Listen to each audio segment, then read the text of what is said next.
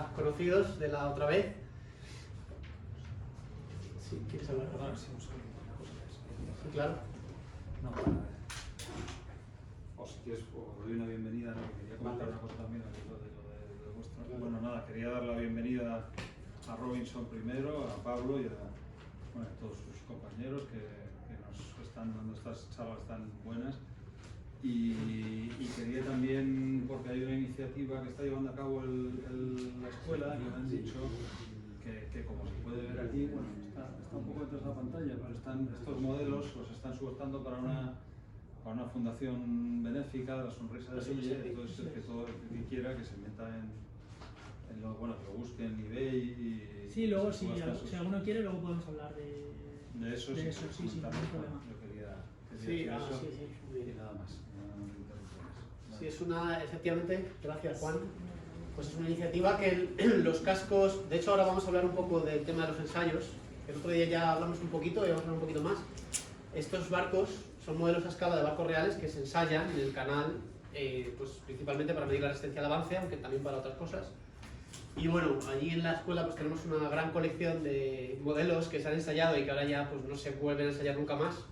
Los barcos ya están construidos, en fin, o lo que sea.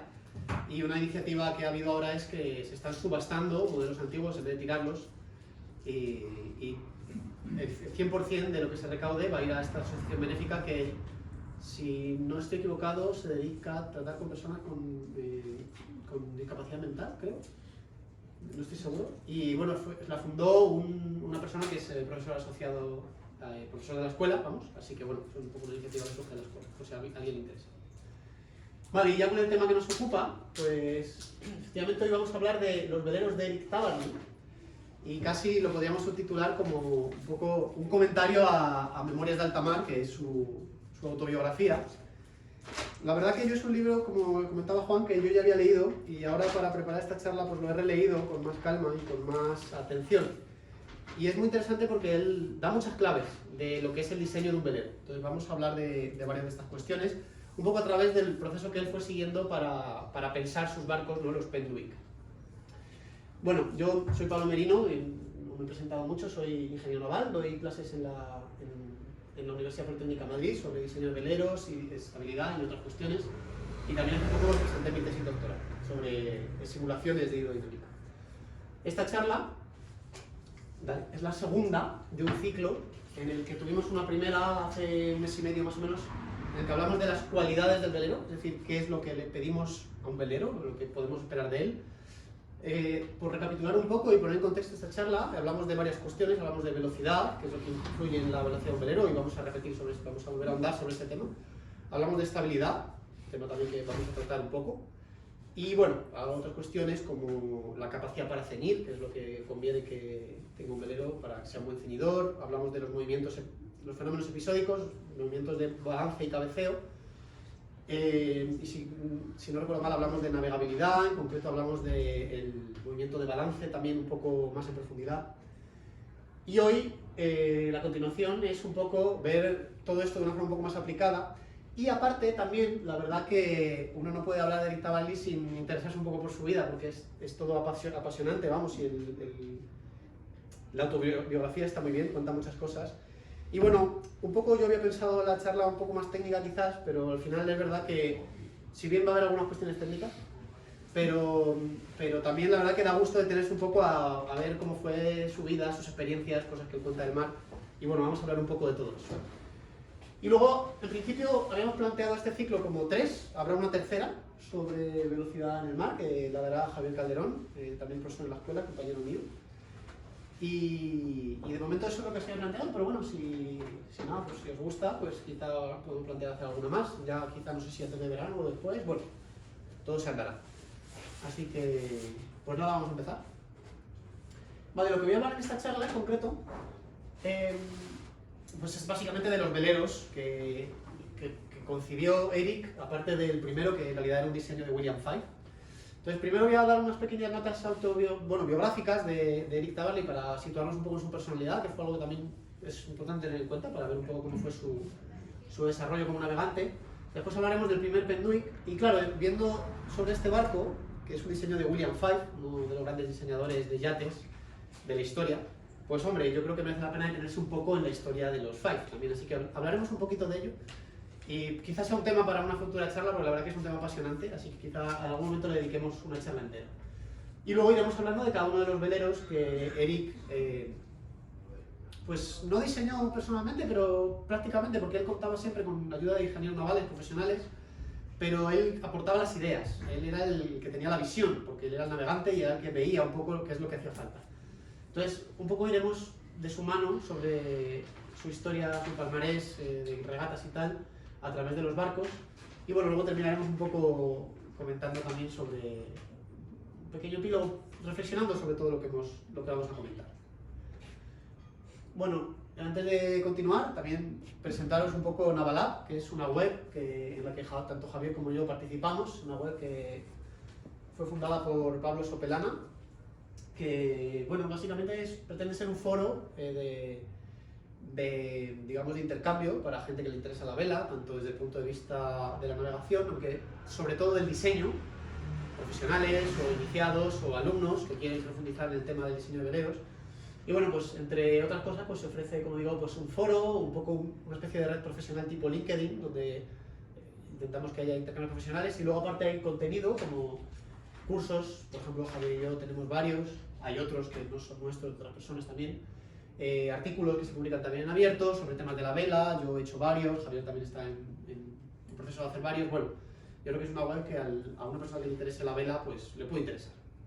Y vale, sin más, pues vamos a empezar. Este de aquí es Eric Tabarly. Eric Tabarly pues, nació en 1931 en Francia y murió en 1998, unas circunstancias un poco, muchos conoceréis la historia, luego hablaremos un poco de ello, pero básicamente desapareció en el mar. Entonces es todo un halo pues, un poco mítica, ¿no? su muerte. Bueno, luego hablaremos un poco de ello. Y entonces es curioso porque él ya desde pequeño se ve claramente cómo él tenía un gusto claro por los barcos. Él mismo lo dice en su biografía. Tengo anotadas cosas para leer, citas, vamos a ver a ver lo que nos da tiempo. Pero fijaos, él por ejemplo decía: me han gustado los barcos desde que llevaba pantalón corto. Entiendo que se refiere desde que dejó de ser un bebé. Mis lecturas preferidas eran las revistas de náutica y los relatos marítimos. Mis juguetes favoritos, los barcos. Exceptuando algunos soldados de plomo, no merecía la pena regalarme otra cosa. Bueno, una persona que desde niño le gustan los barcos, y además desde niño él tiene una vocación un poco ingenieril. Él es un gran observador y entonces se plantea cómo cambiar el barco. Fijaos, a continuación dice: en mi habitación de la casa de Blois, donde vivíamos, podía entretenerme con mis barcos durante horas. Barcos de mercadillo no muy bien construidos. Cotejando mis revistas, la revista de náutica que a él le gustaba ojear, rehacía sus jarcias y recortaba minúsculas velas. O sea, él decía: no, este barco aquí, vamos a mejorar la vela, tal. Entonces, una cuestión que él mostraba ya desde niño.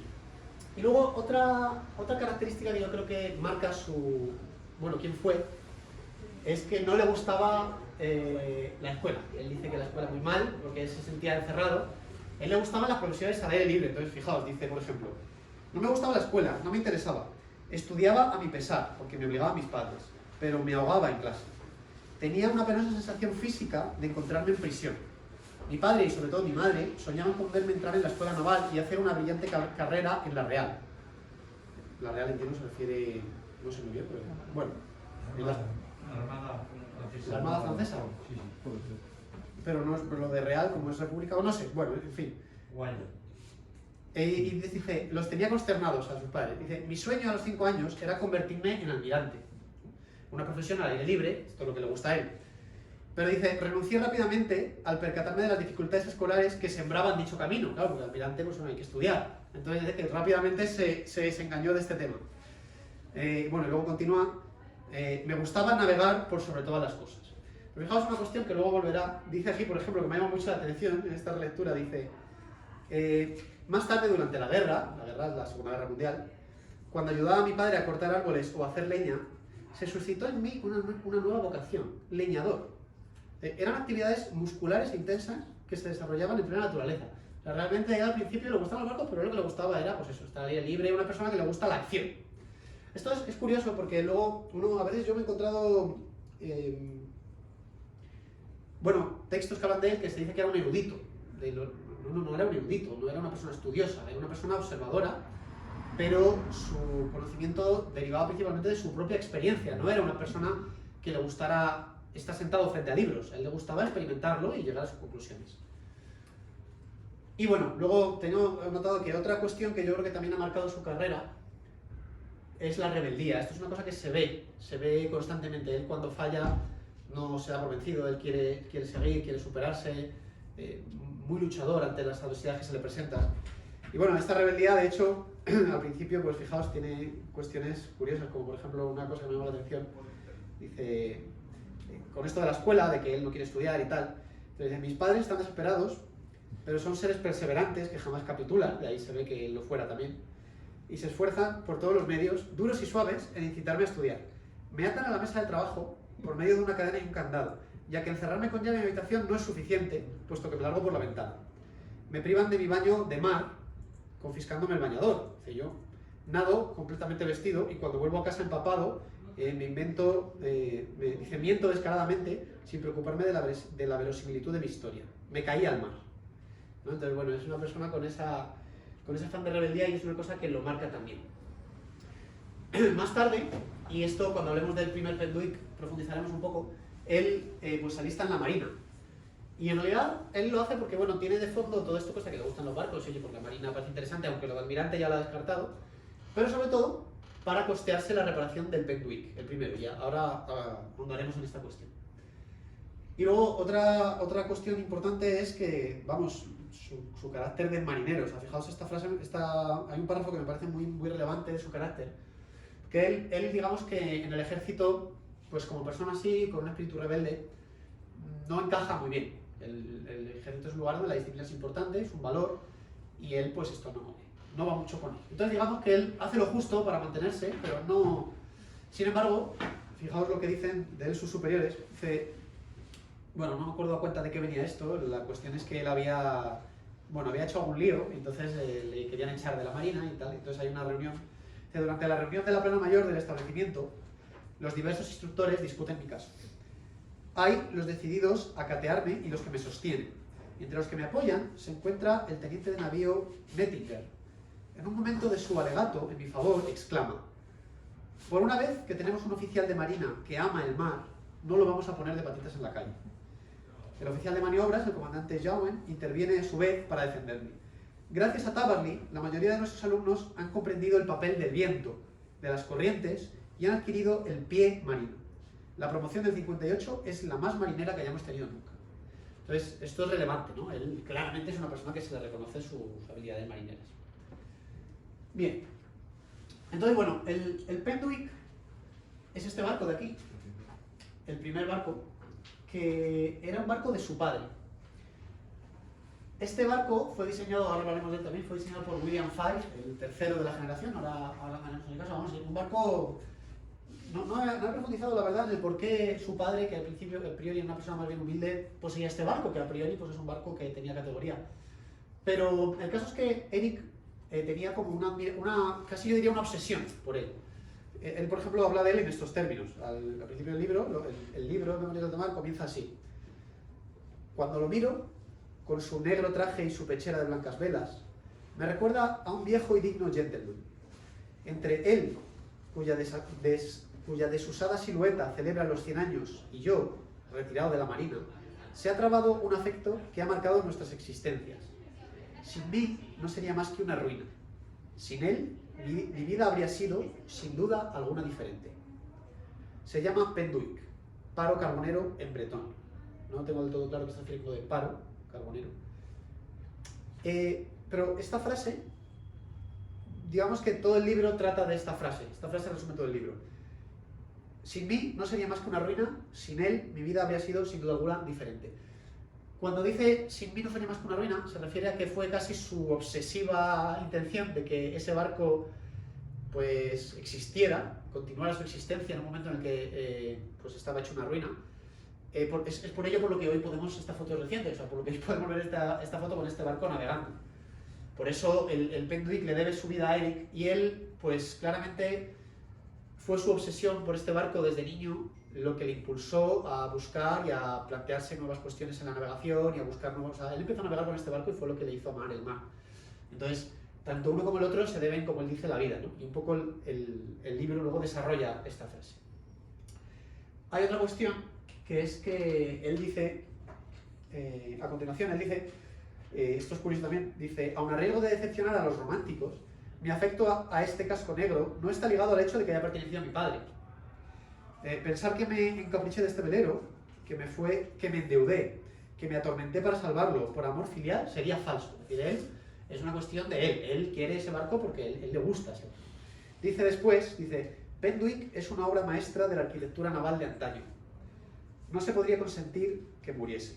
Siempre quise que sobreviviera y navegara. Y bueno, ahora vamos a hablar de esta historia de la supervivencia, que es lo que pasó.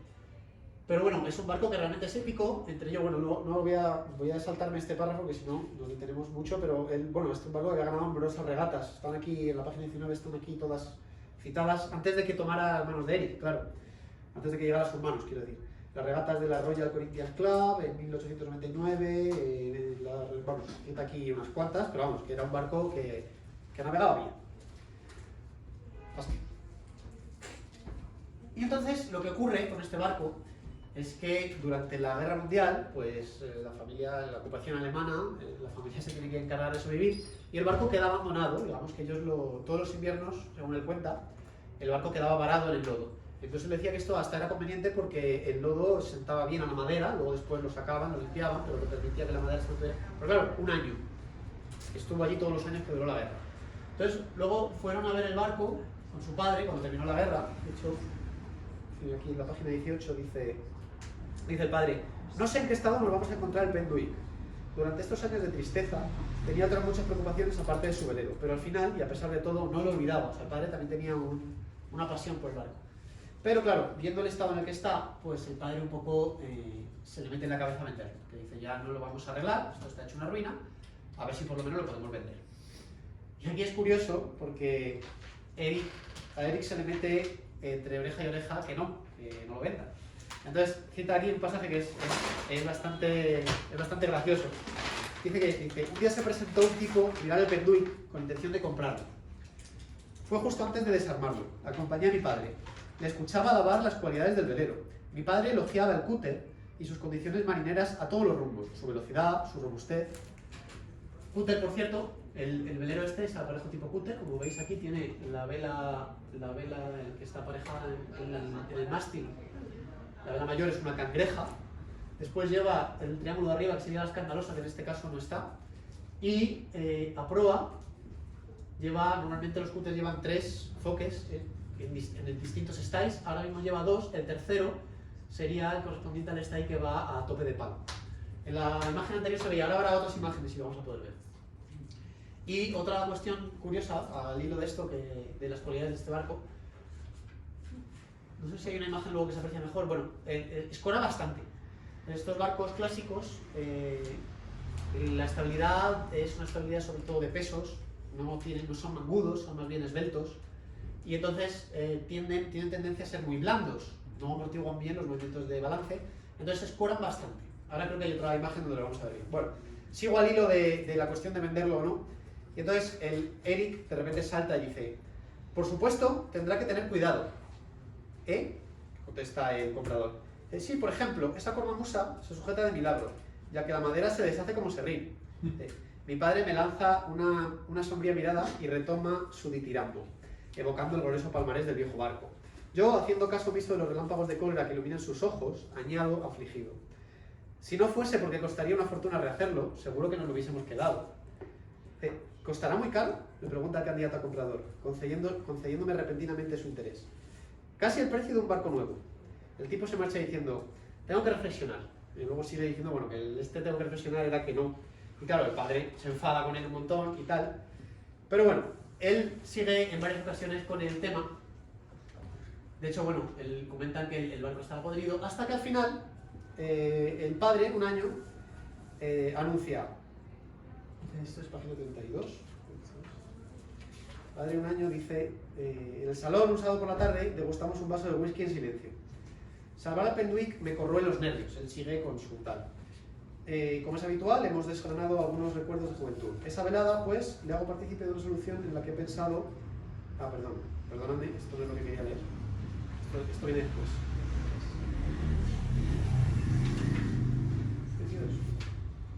23. Eso es, 23.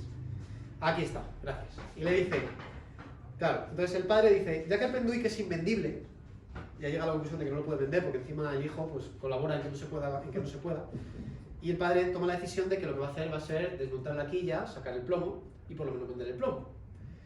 Y entonces va Eric y le dice, papá, esto es lo que he comentado antes, el año que viene me alisto en la marina, tendré un sueldo, con ese dinero podría salvar el barco o al menos intentarlo.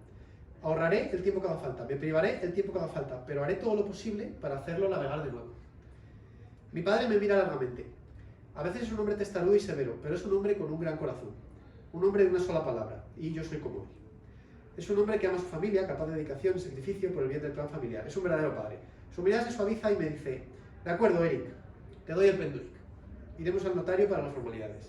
Entonces, es curioso, ¿no? Porque al final, lo que decía al principio, que en realidad él se mete en el ejército, pero yo creo que su verdadera motivación, él le daba igual, lo que quería era salvar, él solo quería salvar el barco. Y el padre, de alguna manera,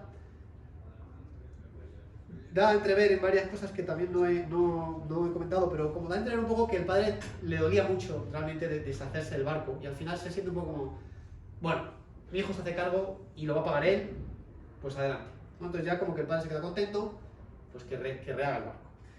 Y aquí viene lo que quería comentar, que fijaos la cuestión, porque claro, él va a ver el barco con unos amigos, y esto que comenta aquí de que el casco estaba podrido, o sea, tiene una charla allí con dos amigos que bueno, van a ver el barco y tal, y dicen, Eric, esto está podrido, o sea, esto no vale para nada. Y entonces, fijaos lo que se le ocurre. Él tiene otro amigo que es Gino Constantini, que tiene un astillero donde además hacen barcos de poliéster. Es la fibra, está empezando esta época tal y hacen barcos de fibra. Entonces él le dice, oye, tú haces pequeños cascos de poliéster, pero son pequeños. ¿Y por qué no te planteas hacer uno más grande? Dice, a ver, explícate. Dice, bien, podríamos utilizar mi barco como un molde. Haces el casco lo usas de molde, sacas el barco en fibra, el Penduic, y yo tengo mi Penduic, ya no está podrido, porque está nuevo, pero sigue siendo el Penduic. Y eso fue lo que hicieron. De hecho, entonces, este barco no es de madera, es de fibra. La cubierta es de madera y el aparejo es de madera y demás, pero el casco es de fibra, porque es el barco que rehizo Eric con su amigo Gino Constantini y el hermano, que tenía un astillero allí cerca de Bretaña. ¿Sí? Entonces es una cuestión curiosa, porque en esa época estos barcos tan grandes no se hacían en fibra, entonces ya empieza a ser un poco... Él no tiene límites, él dice, yo quiero salvar el barco. ¿Por qué no me lo haces en fibra? Bueno, otra cuestión que no vamos a entrar, pero vamos, lo cuento aquí con detalle, es con muchísimo detalle, de hecho, cómo fue todo el proceso, el del lijado, comenta incluso, bueno, le tienen que dar cera para que luego la resina no traspase los poros de la madera, y todo el proceso lo cuenta con mucho detalle. Pasamos. Y entonces, pues bueno, aquí se ve el aparejo entero, los tres foques, la Escandalosa y la Cangreja. Y al final, pues tuvo su Penduic, que es un barco hermoso, un diseño de William Fife. Y además, pues renovado, un casco nuevo y puesto a punto. Y entonces, bueno, él utiliza este barco para participar en varias regatas. Pero llega un momento en el que... vale, vamos a hablar de los Fife primero. Perdón, me salto de una cosa a otra. Vale. Es un barco de William Fife. William Fife, este señor de aquí, este es digamos, el nieto, porque es el tercero de una generación de fabricantes de barcos, diría, más que diseñadores. Escoceses. Ellos, el abuelo de William Fife, que es William Fife con Y primero, él se cambió el apellido luego a Fife, no sé muy bien por qué, pero el caso es que lo cambiaron y a partir de ahí ya es con I latina. Que fijaos la época que vivió, o sea, estamos hablando de 1775, 1800, está mal la fecha, 1860 y falta. Y entonces él, el abuelo, hacía barcos de pesca y de trabajo, era un constructor, él hacía barcos de madera. Entonces luego su hijo, que nació en 1812, con 22 años, pues se une al padre para empezar a aprender el oficio, en fin. Y él empieza a un poco cambiar el tema del astillero y se empiezan a interesar por los barcos de regata. Este es el cuarto que hacen, es el que les da la fama como astillero de regata, es el Stella, que no he traído ninguna foto. Es un barco de 1848. Y entonces digamos que el astillero empieza a ganar un poco de nombre con los barcos de regata. Pero realmente no es hasta el tercero de la generación, William Fife III, que además ya tuvo una buena formación, pero una formación de carácter práctico. O sea, él estuvo trabajando en muchos astilleros, trabajó en oficinas técnicas y aprendió el oficio haciendo. Y con su padre, por supuesto. Y fue con él cuando ya pues, el astillero de los Fife, en un pequeño pueblo de Escocia, pues adquirió toda su fama que tiene hoy. El nombre de Fife, que todos tenemos en la cabeza, es el de este señor, que es este de aquí, el William Fife III, digamos, el nieto. Él ha diseñado, bueno, en 1868 el dragón, que ahora después hizo varios más, que cada momento, en la siguiente imagen hay varios. Pero hay otros, en este libro, por ejemplo, vienen varios que son interesantes. Uno de ellos que quería mostrar es el Shamrock. Hubo varios, de hecho, página 54. Aquí está. Esta imagen, que de hecho es mítica, a muchos les sonará. Este es el Shamrock, velero de William Fife. Otro barco, bueno, diseñado como más de 800 barcos, muchos de ellos navegan. Otro barco relevante quizá para nosotros como españoles es el Hispania, que lo diseña por encargo de Alfonso XIII y que bueno, todavía está por ahí por lo visto. Pero bueno, vamos, un gran diseñador de barcos. Pues este señor es el responsable del primer Penduic. Y ahora sí, continuamos. Bueno, estos son los dragones, varios de ellos. Como veis, el estilo es el del Penduic, o sea, el mismo tipo de aparejos, un cúter, la vela, un gran velamen, mucha superficie bélica, cangreja y escandalosa, los tres foques, y fijaos que la verdad que la escora es más o menos importante en todo, o sea, es un barco que son blandos. Y entonces, aquí me voy a poner un poco técnico. Pues luego él se propone, él quiere retos, desafíos, entonces él participa en varias regatas con el Penduic y tal, y se propone hacer la Transat en solitario, que es desde Southampton, no, ¿sabe? hasta Rhode Island, ¿no? Hasta Long Island. Entonces él ve un problema, y él dice, yo en solitario no puedo con el aparejo del Penduic, no tengo fuerza, o sea, solo yo no lo puedo manejar. Y entonces él dice, bueno, vale, yo quiero hacer un barco entonces que yo pueda navegar, que yo pueda manejar, pero que sea el más rápido posible. El otro día, en la charla de Corea del Velero, me mostraba esta imagen, porque decía que una característica, de hecho fue la primera que comentamos, pero vamos a comentar alguna más, una característica principal en veleros que no planean, que son estos de los que hablamos aquí, porque no eran veleros de planeo, navegan lo que se llama régimen de desplazamiento, es la eslora. ¿Por qué? Porque la máxima velocidad a la que puede navegar el barco sin entrar en el régimen de planeo está relacionado directamente con la eslora de manera aproximada por esta fórmula. La velocidad de nudos es 2,43 raíz de la eslora en metros. Esto tiene que ver con el número de Froude y tal, pero bueno, no importa. El caso es que hay una relación entre la eslora. Entonces, mayor eslora, más velocidad. Esta velocidad se llama velocidad de casco, la máxima velocidad que navega el barco sin planear. Bueno, entonces él se planteó esto, necesita un barco más grande. Pero, ¿qué otro parámetro es importante? Otro parámetro importante es este ratio de aquí, el ratio entre la superficie bélica y el desplazamiento, que aquí está elevado a 2 partido de 3 para que el desplazamiento es un volumen. Al hacerlo raíz cúbica lo convertimos en una distancia, al elevarlo al cuadrado lo convertimos en una superficie y comparamos dos superficies, digamos, la superficie bélica con la superficie asociada al desplazamiento. Entonces es importante este ratio, porque si este ratio es muy bajo, significa que para mi desplazamiento tengo poca superficie bélica y entonces me va a ser difícil llegar a la velocidad de casco, porque no voy a generar potencia. Como la superficie bélica aquí es como el motor, en un barco de motor, o sea, el tamaño del motor, los caballos. Si este ratio es alto, mucha superficie bélica, pero fijaos en una cosa, yo puedo tener el mismo valor de este ratio, ¿no? Lo fijamos, un valor alto, 24 es un valor alto. Pero yo lo puedo tener, esto puede valer 24 porque la superficie bélica vale 24 y el desplazamiento vale, a la 2/3 vale 1, o porque la superficie bélica vale 48 y el desplazamiento a la 2/3 vale 2. Es decir, yo puedo mantener el ratio con superficies bélicas mayores o menores. Eso también es relevante. Entonces, fijaos, el razonamiento que hace él aquí pues fue el siguiente. Vamos a ver, página 52. Entonces él se va a ver a sus amigos Constantini y le dice, bueno, él está hablando con ellos tal, que quiere hacer la Transat y dice, me falta saber con qué velero correré. ningún barco me es tan querido como el Penduic, con su aparejo que le confiere esa estampa inimitable. Mas ese antiguo aparejo no conviene, lo sé bien, para una regata a través del Atlántico. Un hombre solo no puede controlarlo. Bien, esta es la premisa, o sea, él no puede con él. Entonces, ¿qué se plantea? He tenido en consideración todos los parámetros de esta regata y concluyo que tengo que resolver dos imperativos en apariencia contradictorios: la velocidad y la manejabilidad. Contradictorios porque más velocidad es más vela y manejabilidad es menos vela. Para poder manejarlo, menos vela. La velocidad es indispensable, claro, porque es una regata.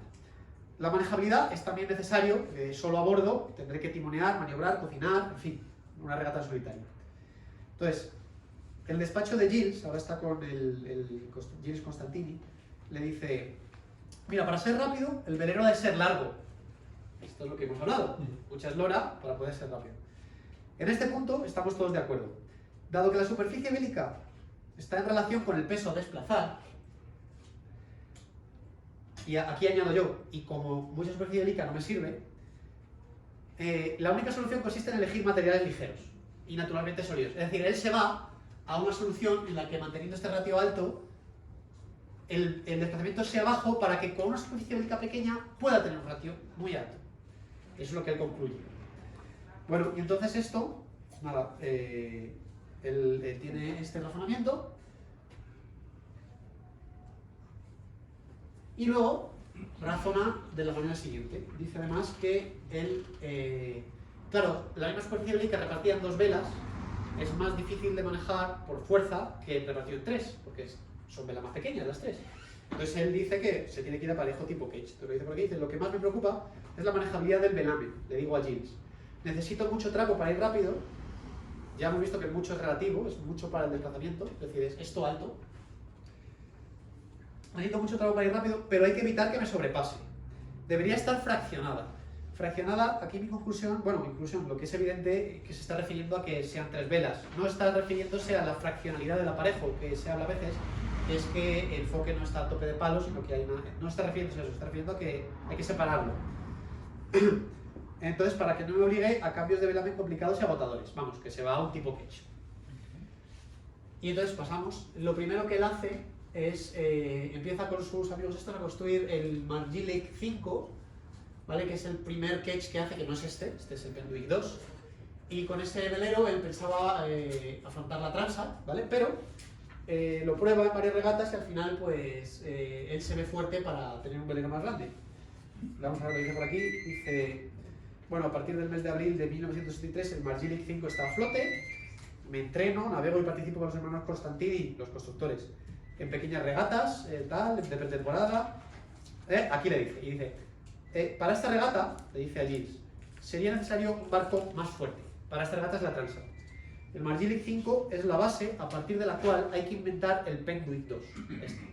Debemos considerar una eslora de rotación mayor, más velocidad, un desplazamiento ligero, mantiene la idea de ser ligero, a pesar del aumento de tamaño, una gran estabilidad, una caída sensible, capacidad de mantener el rumbo, esta era otra de las cualidades de que hablábamos otro día, capacidad de mantener el rumbo, y aumento del velamen. Pero esto es una cuestión de práctica, o sea, él navega con el otro y dice: no, yo esto lo manejo bien, vamos a hacer más grande porque voy a poder. Es una cuestión, como digo, todo él lo hace, ensayo y error. Y entonces construyen este barco de aquí, que está hecho en madera contrachapada, tiene, si no me equivoco, 13 metros de lora total, no estoy seguro ahora de este número. Y bueno, pues es un barco que utiliza en varias regatas y al final, basándose en estas cuestiones que hemos mencionado, pues lo lleva a la Transat. Pasamos de diapositiva. Y aquí tenemos otra imagen del Penduic. Fijaos, es muy característica las secciones, ¿no? La distribución de las secciones a lo largo de la eslora, porque fijaos la popa, por ejemplo, que fina. Y aquí se ve claramente el aparejo tipo Cage. Falta, por supuesto, la vela mayor, está riada, pero vamos, se ve la mesana y el foque. Y entonces él gana la Transat. Y es curioso esto, lo quería comentar porque me ha parecido curioso. Él llega allí a América y él no pensaba que iba a ser el primero. Dice: el 18 de junio a las 10:45, con 6 horas de retraso con respecto a mis cálculos. Pero, ojo, no quiere decir respecto al cálculo de total, porque él en varias hojas antes explica que él ya ve tierra, pero ya sabe que está en América, y entonces calcula las millas que ha hecho y la velocidad que ha hecho y dice: me quedan 4 días. Ese es el retraso, no es que había pensado que iba a tardar en llegar y se debía 6 horas. Con 6 horas de retraso, doblo el faro de Nantucket Island. Su tripulación, al verme, echa al agua una lancha de casco rojo y vienen a dar vueltas a mi alrededor. Un marinero apunta el nombre y el número de mi velero. ¿Cuántos barcos han llegado? Me pregunto. Que no hay respuesta. La motora se encuentra casi bordo con el Penduic 2. Repito mi pregunta en un inglés aproximado. Y el marinero, con su bloc de notas, me grita: "You are the first". Ya había llegado el primero, él no era consciente. Y este es el primer hito importante en su carrera que él consigue. Y es muy relevante porque lo hace con un barco que él ha pensado. Y él ha pensado, ha hecho uno primero, el Margilic, lo ha probado, ha dicho, no, más grande. Y entonces al final es muy interesante, ¿no? Como él se plantea toda la cuestión.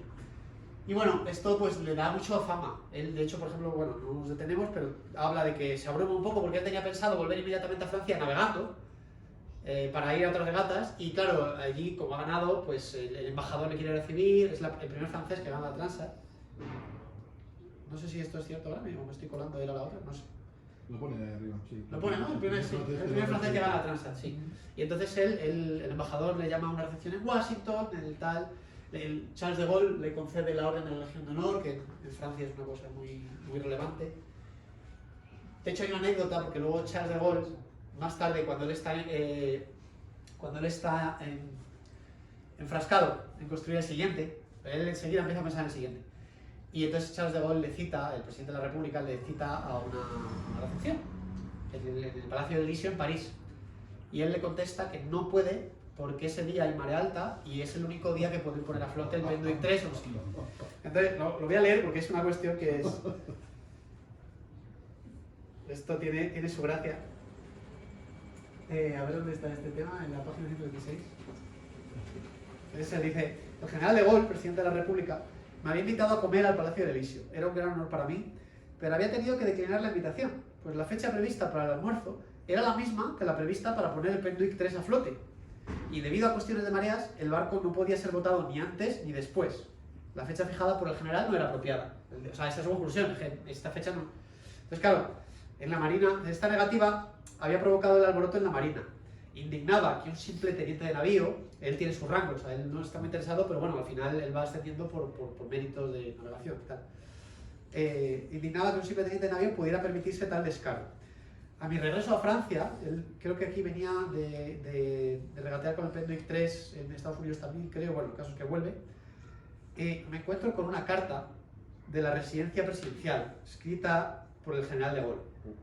Señor, espero que esta vez, si la marea lo permite, pueda participar en el almuerzo previsto para el 20 de octubre. Y dice, casi llego tarde. Las fotos que han inmortalizado mi llegada dan cuenta cómo, trepando de 4 en 4 los peldaños de la escalinata del Elíseo para no llegar tarde a la cita con el presidente. Entonces, bueno, como anécdota. Pasamos. Pero bueno, enseguida él participa con más regatas en el Penduic 2, de hecho participa en este tándem que él hace, que luego se repite en la regata Yarmouth-le-Caetio y luego Le-Caetio-La Trinité, él hace siempre estas dos regatas. Y entonces él se da cuenta aquí de que le falta vela. Fijaos que él primero da la conclusión de que necesita poca vela para manejar. Vamos a leer el párrafo, es 113.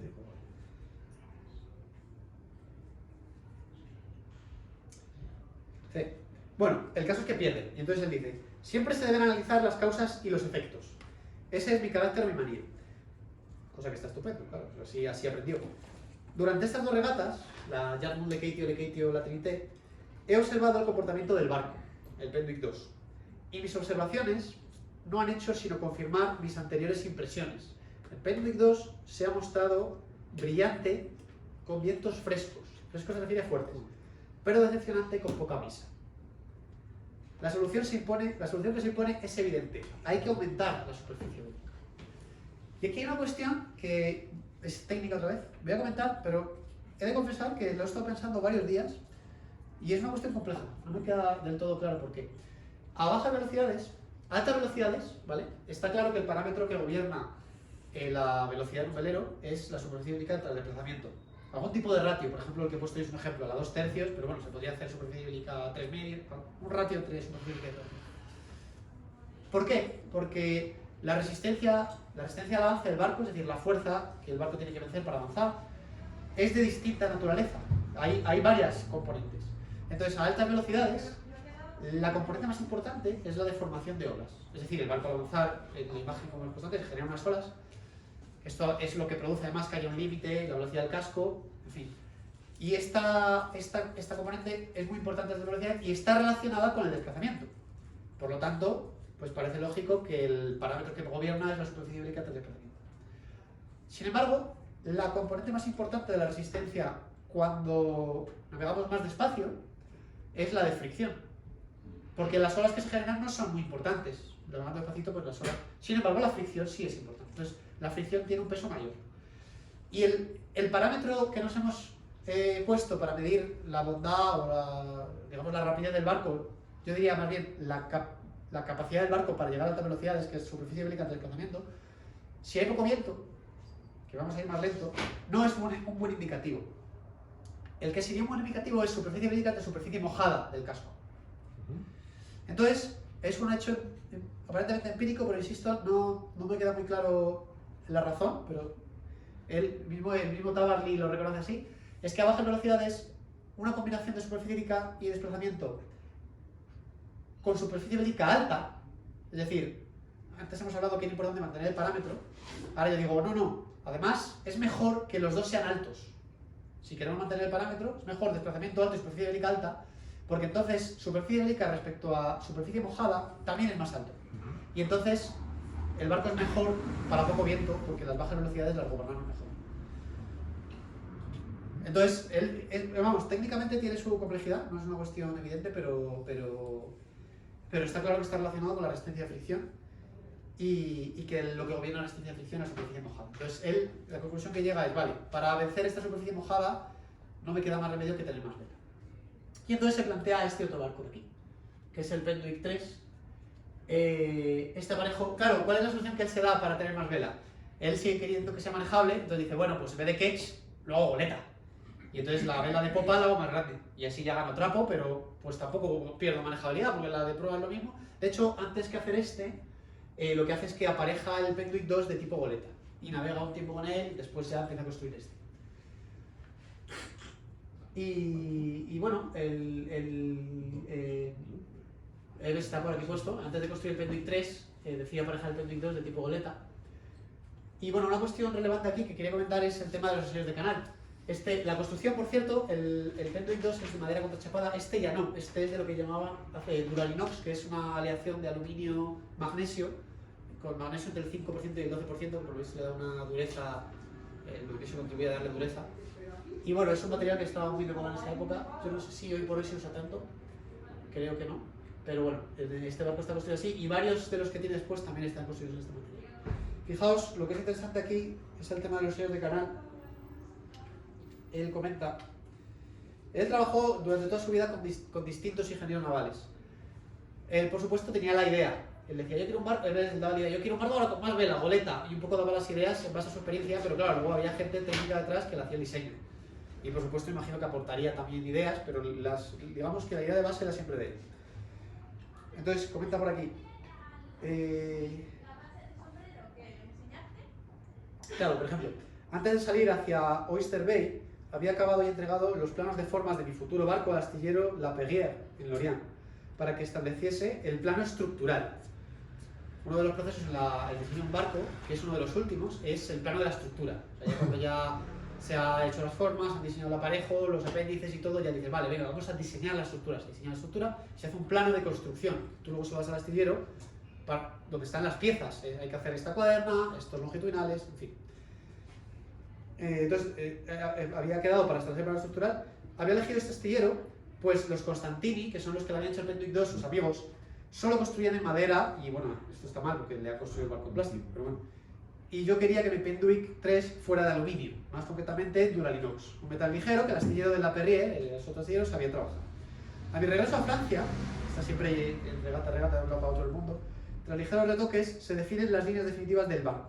A continuación, en Nantes, en el tanque de pruebas de carenas, este es el canal de ensayos, como el que tenemos aquí en la Escuela de Ingenieros Navales, con el profesor Ravili efectuamos las pruebas de casco con un modelo como ese, modelo del Penduic, y de quilla. Los resultados se corresponden con mis deseos. El Penduic 3, salvando unas distancias, será mejor que su antecesor, Penduic 2, y como será más grande, 13 metros de flotación en lugar de 10, al otro era 10 metros en la flotación, irá mucho más rápido. Él todo el tiempo está con esto de la eslora, ¿veis? Es un tema que es recurrente. O sea, más eslora, más rápido. Él asume que él lo va a conseguir porque va a tener la superficie bélica correspondiente. Y bueno, pues al final construyen el barco y se convierte de nuevo en el primer francés, esta vez en ganar la regata Sydney-Hobart. Esto es Hobart está en Tasmania. Y bueno, a partir de ahí ya es una vorágine, ya él menciona por ahí, no sé dónde, que dice, mi vida se ha convertido en un recibir la normativa de una regata, pensar un barco, buscar un financiador y un astillero para que me construya en tiempo récord para poder tenerlo para la regata y luego llevarme el barco a la regata para poder correrla y otra vez.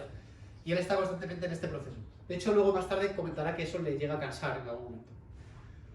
Y bueno, él plantea hacer la Transat otra vez. Y esto es curioso, porque aquí se va ya a los multicascos. Esto es un tema del que hablará Javier el próximo día cuando hablemos de cómo conseguir mejorar la velocidad en el mar. Una manera es dividir el desplazamiento en varios cascos. Nos permite tener cascos más esbeltos, para mí más lora. Y entonces él tiene una intuición de que estos barcos van a ser importantes. Vamos a ver si cojo el hilo, porque aquí hay varias cosas que he subrayado. Aquí dice, por ejemplo, después de mi experiencia a bordo del Toria, es un multicasco, estaba cada vez más convencido de que la próxima competición en solitario la ganaría uno de estos artilugios que parecen arañas de mar, él lo llama araña de mar. Según mi costumbre, había reflexionado largo tiempo antes de decidirme por un trimarán en lugar de un catamarán. Esto es interesante. Rápido sin duda, los catamaranes, pero con una molesta tendencia a zozobrar. En septiembre lo había consultado con el arquitecto de SET, este es otro, André Allègre, el único arquitecto francés especializado en multicascos. ¿No? Entonces, a ver si lo encuentro aquí, dice, Alegre como yo era partidario de 3 cascos. Entre ambos habíamos diseñado los planos de un gran trimarán de 20 metros, un monstruo para la época, concebido para afrontar regatas de altura. Habíamos estudiado las diferentes formas de los flotadores y optado por la simétrica en lugar de la asimétrica tras las pruebas de tanque. Pruebas de tanque es una prueba de canal, de nuevo, la importancia, ellos lo ensayan y ven que este tiene una resistencia. Probablemente aquí había una cuestión de interferencia entre cascos, que bueno, Javier imagino que comentará algo el próximo día. Claro, cuando hay multicasco ya no es solo un casco solo, hay una cuestión de olas, precisamente, que es qué olas se generan de más por el hecho de tener 2 cascos en lugar de uno separado, porque hay una interferencia entre otros. Pero claro, aquí jugamos con que los trenes de olas de otro pueden llegar a o amplificarse o a cancelarse. Entonces hay un juego ahí que hay que tener en cuenta. La oficina de proyectos de Josep Guyat en Nantes había puesto a punto el plano estructural, de nuevo, punto capital, del que dependen las cualidades del barco, claro, porque depende del peso. Y en este caso es especialmente importante porque los brazos de los flotadores deben de ser sólidos, por supuesto, pero no ligeros. Entonces, bueno, él se plantea construir este barco, pero lo cierto es que no tiene una relación con él demasiado buena, en el sentido de que se le cruza de por medio, se le mete en la cabeza otra regata, la San Francisco-Tokio. Entonces, él había construido, creo ya, el barco, no estoy seguro que va antes o que va después, pero en un punto del proceso, antes de correr la Transat, se le cruza por la cabeza la San Francisco-Tokio. Y esa regata es para barcos de entre 22 y 35 pies, y él no tiene un barco de esas características. Entonces, necesita un barco nuevo, otra vez. Total, que el Penduic 4, él lo utiliza para cruzar el Atlántico, porque él dice como que se queda un poco con la... Ahí está, la 147, se queda un poco con los gusanillos, ya que lo había construido. Empieza la Transat, pero le da problemas, porque no le había dado tiempo a probar. Él le gustaba probar el barco en la pretemporada y hacer reglar. Él observaba, ¿no? Decía, no, aquí hace falta más tal, el mástil es muy largo, no se parta, se dobla mucho, no sé qué. Él iba haciendo reglar. Comenta todo esto, está en el libro comentado muy extensamente. Y dice que no le había dado tiempo a... No estaba convencido. Y entonces le da problemas, se le parte el palo, tiene que parar, intenta reincorporarse, pero bueno, tiene muchos problemas y al final tiene que abandonar. De hecho choca con un carguero, creo que es con este barco, no recuerdo. Y después lo arregla, ya está pensando en el Penduic 5, pero se quiere quitar el gusanillo de cruzar el Atlántico. Y entonces comenta que, bueno, junto con unos amigos, ¿no? Vamos a ver dónde está. Aquí. quiero atravesar el Atlántico con mi araña de mar, el Pendwick 4, para probar que marcha bien y venderlo en los Estados Unidos. He renunciado a los palos orientables, bueno, aquí habla de cuestiones técnicas que él tenía en mente y tal, que al final lo desecha. El Pendwick 4 es realmente una máquina sorprendente que solo necesita una buena brisa para cabalgar sobre las olas. La cuestión de los 3 cascos aquí es muy relevante para la velocidad, muy ligero. Y bueno, dice, tras una escala en Tenerife, atravesamos el Atlántico en tiempo récord para la época, 10 días y 12 horas, a una media de 11 nudos. Pero él no, luego no sé si más tarde llega a participar, creo que no, él nunca participó en la Transat con este barco. Pero, es curioso, más tarde lo vende a este señor, Alain Colas, quien lo renombra como Manu Gueva, y él gana la Transat, es el primer trimarán que gana la Transat con el barco de Eric Tabarly. Y es otra curiosidad que hay sobre Alain Colas, es que también murió desaparecido en el mar, precisamente con este barco, se hundió con este barco, no sé, desapareció. Y me ha llamado mucho la atención el hecho. Y entonces, bueno, él para la San Francisco-Tokio diseña este barco, que este es distinto, es más pequeño, es de Duralinox también, es el aluminio magnesio, como había comentado. Los ingenieros al cargo son Michel Biwan y Daniel Duvergy. Bueno, aquí lo que pasa es que, claro, es tan interesante porque él comenta tantos detalles técnicos. Por ejemplo, estamos en 1968 y hay una cantidad de materiales resistentes y ligeros que no han visto aún la luz. En ese decenio, cuestiones estructurales, ¿no? El Duralinox es un metal ligero y maneable que se adapta mejor a la construcción de veleros. En ese terreno, el astillero de la Perrier, otra vez, está entre los mejores, así que me dirijo una vez más para saber si pueden hacerme el Pendwick 5 de 35 pies de eslora total. Claro, él en el margen se va a lo más, lógicamente, él está pensando más eslora, más velocidad. Se va a 35 pies de eslora total para Navidades. Y fijaos en los plazos, él lo quiere para las Navidades y el astillero le dice, sí, que lo construimos con la condición de que tengamos los planos la primera quincena de octubre. Esto es el frenesí de Eric, ¿no? Estos le conocen ya porque ya les habían hecho el otro y todo, bueno, pero él está todo tiempo récord. De hecho, luego comentará que él quiere construir otro barco y nadie se lo construye porque nadie se ve capaz de hacerlo en el tiempo. Y bueno, Michel Beguin y Daniel Duvergy trabajan a ritmo forzado sobre la mesa de dibujo. Y esto es interesante, que es la principal innovación de este barco. Entre el 15 de septiembre y el 2 de octubre me exponen 4 estudios antes de llegar al croquis final, bien distinto del proyecto original, ya que mientras tanto, el proceso, les he pedido, él es el que lo pide, que prevean tanques de lastre. Tal innovación influye en las características. Tanques de lastre, ¿por qué? Para trasegar lastre y hacer como si fuera banda con el lastre. Entonces, eso le da una ventaja muy grande porque él puede ceñir más porque no escora tanto, escorar mucho menos, por lo tanto expone más trapo al viento y le da una ventaja muy grande. Y esto no decía nada de la normativa. Este fue el primer barco que tiene este sistema, un sistema de trasiego de lastre para ganar ventaja en las escoras. Hoy por hoy, por ejemplo, hay otros mecanismos, por ejemplo, tenemos las quillas basculantes de los IMOCA, pero bueno, él fue el primero que se le ocurrió que había que usar contrapeso. Y fijaos, él hace los números. Tal innovación influye en las características. Por ejemplo, el calado pasa de 2 a 2,5 metros.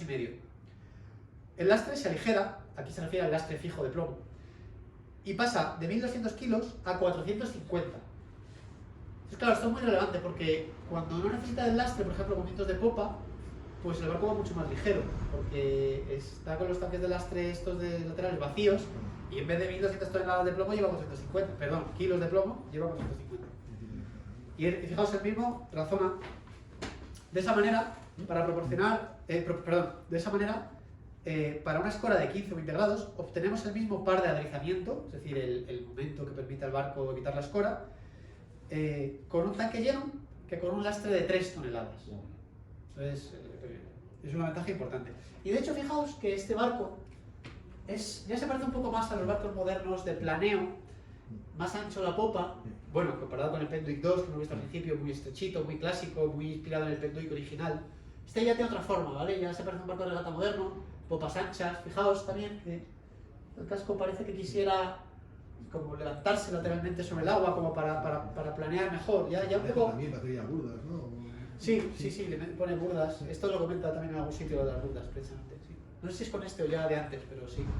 Y bueno, ya un poco cambia el tema. Bueno, y la regata esta, pues es un exitazo. Él termina la regata, bueno, le saca 11 días al segundo, llega... Es curioso, vamos a leer un poco, vamos a ser muy largo este tema, pero un poco por comentar, es curioso que él dice que llega y dice que vamos, que allí nadie había, o sea, nadie estaba esperando que llegara.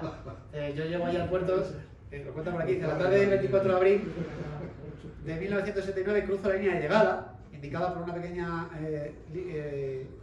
luz roja, al oeste de la islita de Zio-Gasa, bueno, en Japón, y acto seguido al río Génova y me dirijo al pequeño puerto de Misaki. Bueno, no sé qué, aquí cuenta la historia. Y entonces, bueno, resumidas cuentas, es que él decía que tenía que haber allí el barco del jurado, y si no había barco del jurado, pues tenía que ir al faro a anunciar que había llegado para que tomaran nota y tal. Y en el faro no hay nadie que hable inglés, había una excursión de niños que había ido a ver no sé qué, y la profesora hablaba inglés, y entonces con la profesora más o menos, y al final allí nadie entendía nada, y ya le pedían los papeles, ¿no? De ¿tú de dónde vienes? Y él dice, no, si yo vengo de la regata, tal, y al final ya se enteran del tema, y claro, ya todos sorprendidos, y ya, bueno, fue un hito porque le sacó 11 días al segundo, que es una cosa notable. Y eso fue en gran medida por la innovación del lastre, que eso le permitió ganar muchísima ventaja. Pasamos y vamos a ir terminando porque si no es que uno se alarga. Es un tema, la verdad es un tema apasionante. El último barco de él, bueno, no el último, pero el último de la serie Penduic es el Penduic 6. Este es un barco que él se propone para dar la vuelta al mundo. Sí, la Weinberg, que ahora la Weinberg, que es la Volvo Race ahora, que ha evolucionado en esta regata. Y entonces él, bueno, ya, claro, necesita un barco mucho más grande, ¿vale? Sigue manteniendo la idea de Parejo Ketch, este no es en solitario, esto es con tripulación, entonces tiene otras características. Y bueno, pues tiene este barco, 22 metros de eslora, 32 toneladas de desplazamiento. Eso está mal, no es André Maurici, ahí es una regata mía, es Mauric, que todavía sigue siendo una oficina técnica muy importante en Francia, el André Mauric, y es el que diseñó este barco para el Intavale, es una cuestión relevante. Y sin embargo, por ejemplo, Eric es una cuestión relevante que, bueno, no merece la pena tenerse en el libro, pero él se encarga de diseñar toda la cubierta, porque él está pensando en la maniobra de la navegación, o sea, él dice en algún sitio por ahí que dispone la cubierta con 4 bañeras, una para operar los speeds, otra para operar no sé qué, con los winches, tal, todo esto, él es el que lo piensa. Y bueno, una característica relevante es que la quilla, en vez de llevar plomo, lleva uranio empobrecido. Es el primer barco con quilla de uranio y no sé si ha sido el único. Por supuesto creo que le han retirado el uranio ya. Pero claro, el uranio tiene 19 toneladas por metro cúbico, 19.000 kilos de densidad, frente al plomo que son 11. Entonces es casi el doble, lo cual para la estabilidad es una ventaja pues, muy importante. Claro, es uno de los, porque claro, los materiales más densos ya, pues oro, platino, pero ahora vamos a hacer la quilla de platino porque... Entonces, bueno, él hace la quilla de uranio. Y el caso es que él no tiene una experiencia al principio muy buena con este barco por lo mismo, porque le dice como que no da tiempo a probarlo bien y tal. Pero bueno, al final, o sea, vamos, corre en la regata y pierde. Y tiene un poco, una sensación un poco agridulce, pero al final lo utiliza, eso está mal otra vez, es la Transat. Termina participando en la Transat y al final gana. O sea, consiguió victorias con este barco, pero yo creo que fue un barco que no le dejó tan buen sabor de boca. Y bueno, un poco por terminar, aquí está el Penduic. Él llega un momento en el que tiene un accidente con un barco que es el Paul Ricard y al final él como que llega a la conclusión de que ya tenía más de 60 años y lo que os comentaba, que está cansado de tanto trasiego, de andar buscando, ya se cansa de todo este lío, de buscar dinero, hacer el barco, corriendo, y él quiere estar tranquilo. Y entonces, bueno, él se embarca no obstante en nuevas historias. Tengo por ahí, no nos vamos a detener porque hemos estado mucho tiempo, yo voy a ir terminando.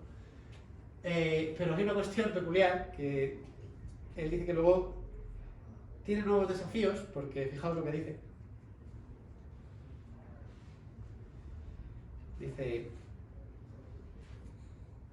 ¿Sabes dónde está? Aquí él dice, mi decisión no se tomó bruscamente, en un día, sino, o sea, no se tomó en un día, bruscamente, sino que progresó gradualmente con los años. Había sobrepasado la 60, continuaba regateando, pero no fueron los años los que me decidieron a dejar mi saco a tierra. No, simplemente, es lo que comentaba, ya no quería fastidiarme la existencia buscando un patrocinador. Ya no me divertía esperar al lado del teléfono, sin la seguridad de encontrar financiación y arriesgarme a pasar varios meses sudando para nada. Y entonces, no, lo que yo quería comentar, es que no lo encuentro ahora. Él dice, aquí. Dice, Él lo que de repente le da miedo, porque él luego se casa, tiene una hija de hecho, Marita Barley. Aquí viene una serie de fotos, esta es la mujer, que se llama Jacqueline, esos son los padres por cierto, y tiene aquí una foto con la hija también. Y él lo que le aterra es, aquí es la hija, él como lobo de mar, él lo que le aterra es esa nueva vida familiar que le espera. Él dice que todo esto, dice por aquí, mi desconfianza frente a la vida familiar, mi temor a tener hijos a quienes educar, hijos tan impermeables a los estudios, a la disciplina como lo fui yo, me reafirmaba en mi convicción de seguir siendo, costase lo que costase, un hombre libre de toda traba. O sea, a él le cuesta esto de retirarse, pero... Y él le había dicho alguna vez, hay por ahí otro... aquí, le dice a un amigo que es Kerr Swanson, le dice, él le había dicho que no iba a tener nunca hijos, que nunca se iba a casar y tal, y entonces le dice, Olivier Kerr Swanson me decía, eres el mentiroso más grande que conozco. Me dijiste, ni mujer, ni hijos, ni perros. Aquí tiene una foto con el perro en su casa, y claro, se casó y tuvo hijos. Y bueno, es una anécdota.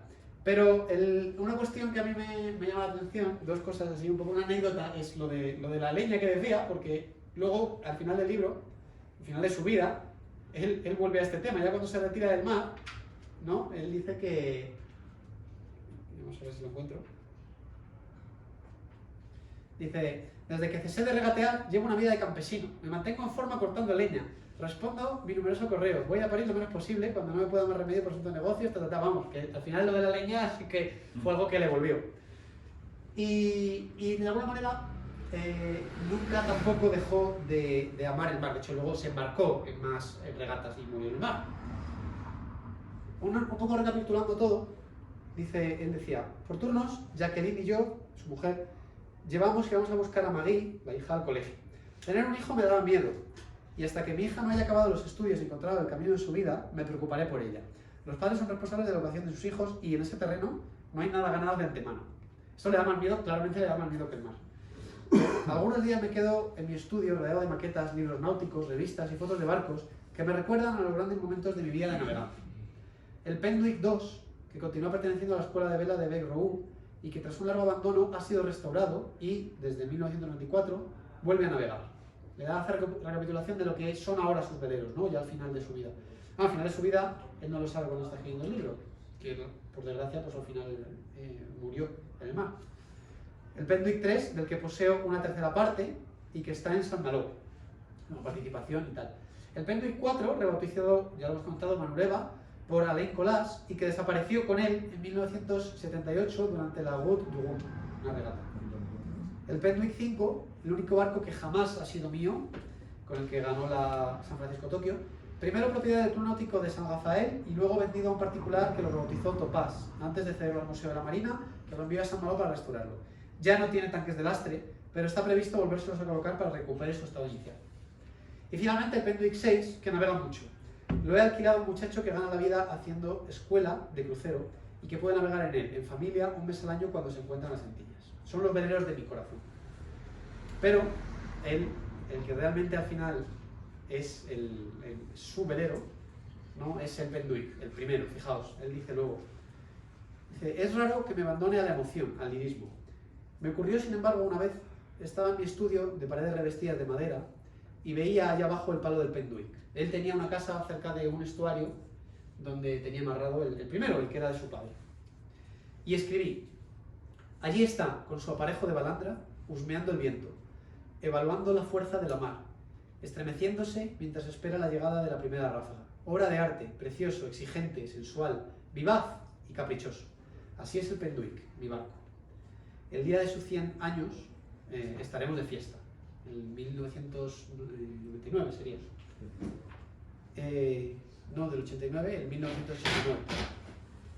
Gracias a él he tenido suerte y con eso prácticamente, salvo un epílogo en el que cuenta que se vuelve a embarcar en otras regatas, ahí termina el libro.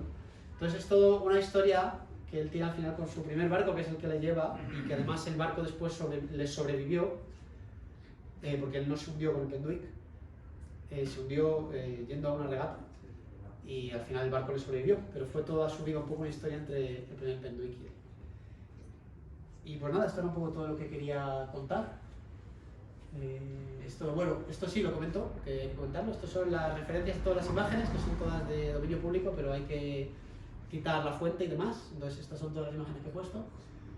Y bueno, nada, comentar también que, bueno, Javier y yo hablamos de este tipo de cosas en Navalab y hay unos cuantos cursos, algunos son nuestros. Del otro día a hoy, los que estudiáis el otro día, veréis que hay bastantes nuevos. Pero hemos tenido bastantes novedades sobre construcción de metales en materiales compuestos, diseño con rinoceros. Bueno, son sobre todo orientados a gente que un poco quiere hacer carrera en el diseño de barcos de vela. Y nada, esto es todo. Así que muchísimas gracias.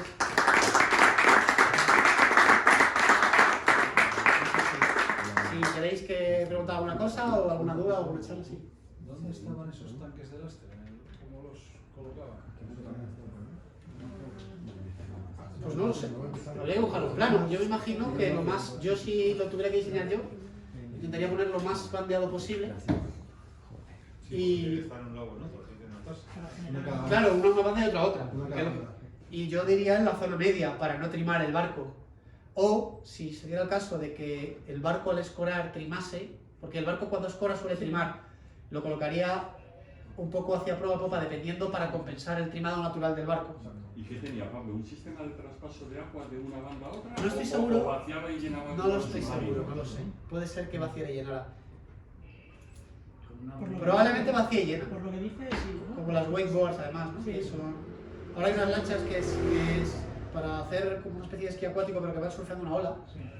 Van escoradas para hacer la ola, entonces llevan un sistema de lastre y estas lanchas yo creo que lo hacen, llenan y vacían. O sea, no trasiegan, realmente yo lo he dicho mal, he dicho trasiegan, pero no es trasiego, es porque no hay trasiego real. Al final eso se supone una tubería de uno a otro y es un absurdo cuando tienes el mar. Claro, por lo que habla de que suelta lastre y coge lastre, pues parece que es o sea, funciona como un tanque de lastre de un barco. Yo creo. Yo creo que sí.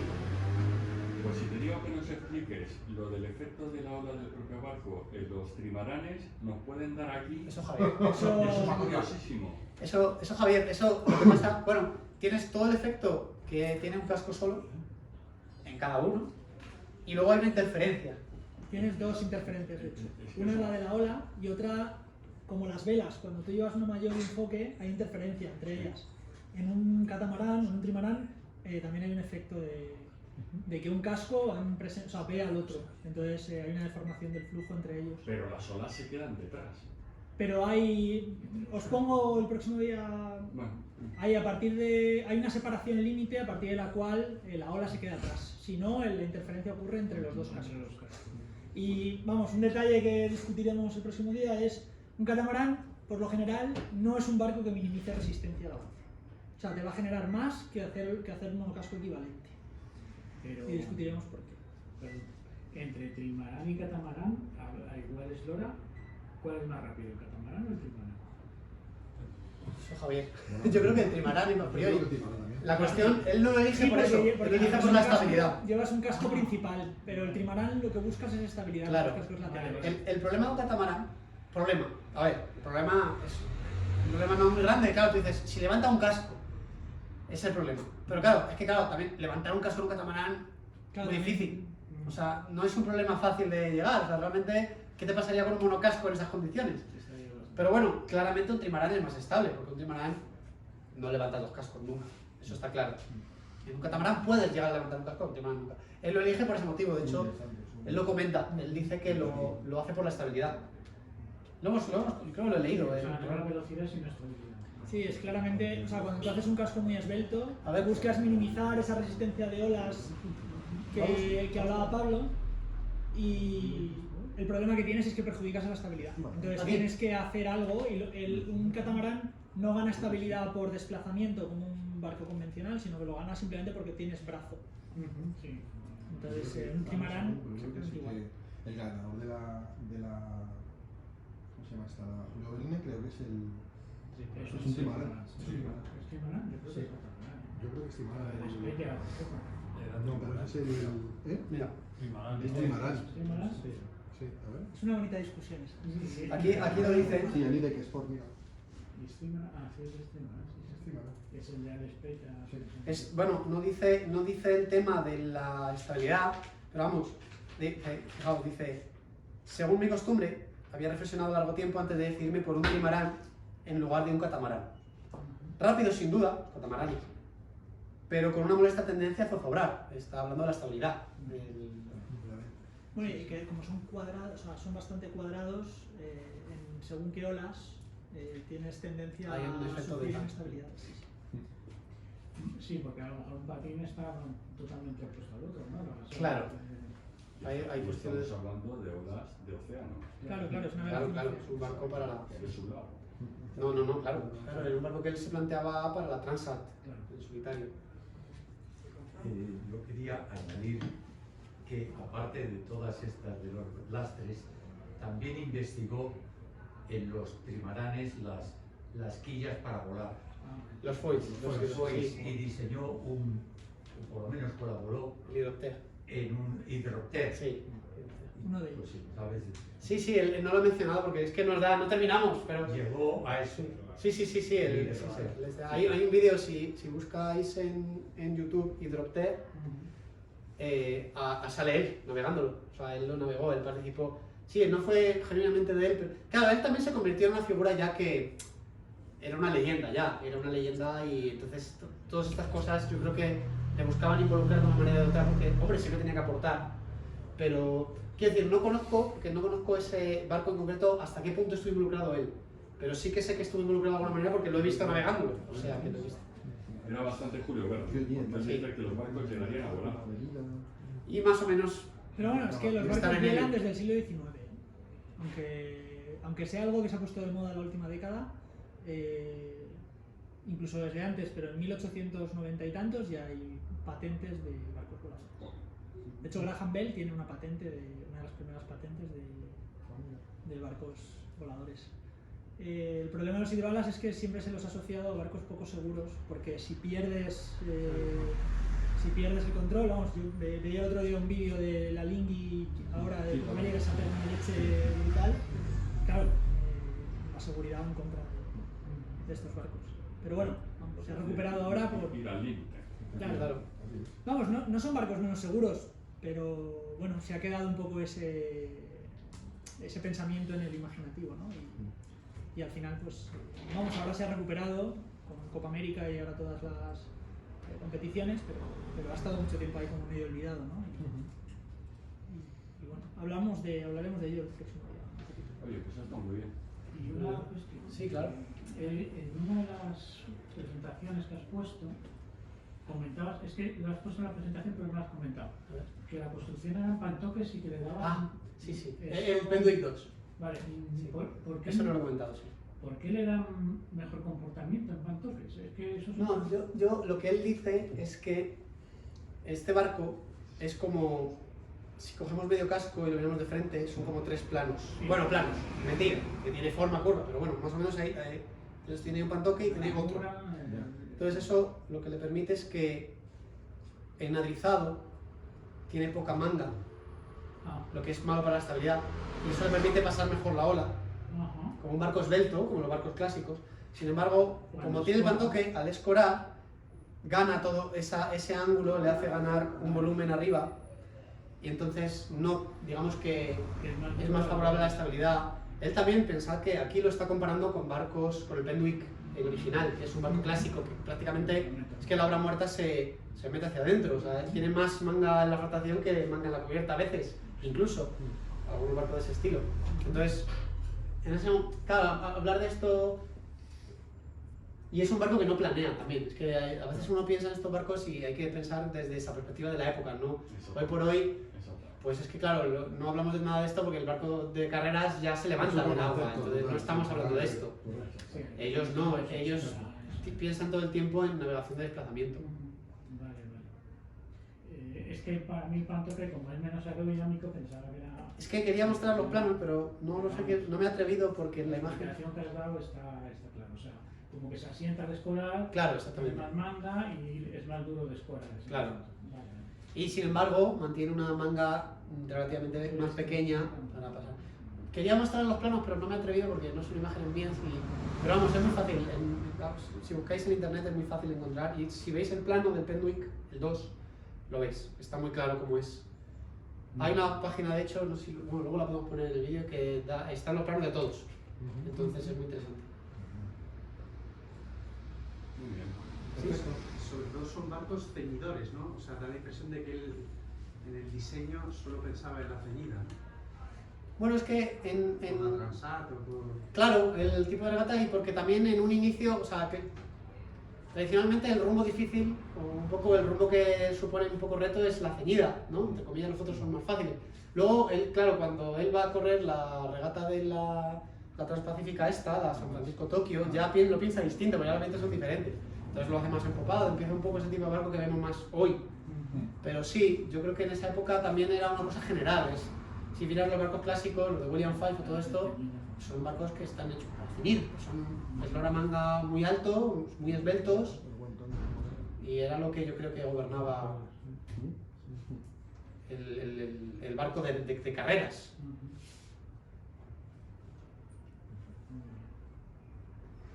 Bueno, pues no hay más preguntas, pues nada, muchísimas gracias a todos, la verdad que es un gusto.